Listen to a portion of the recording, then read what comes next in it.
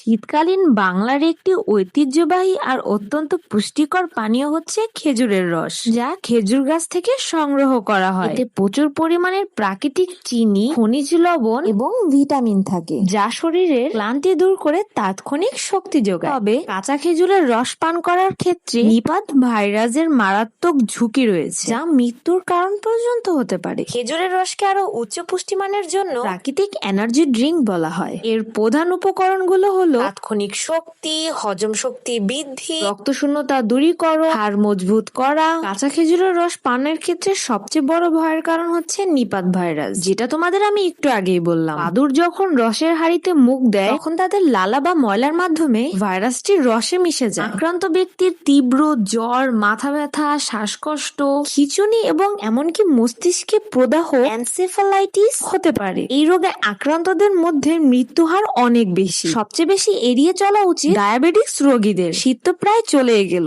এই ভিডিওটা পড়েছিল গ্যালারিতে, ভাবলাম তোমাদের সাথে শেয়ার করি। এই শীতে কে কে রস খেয়েছে অবশ্যই কমেন্ট বক্সে জানাবা। আর সবাই ভালো থেকো। আল্লাহ হাফেজ।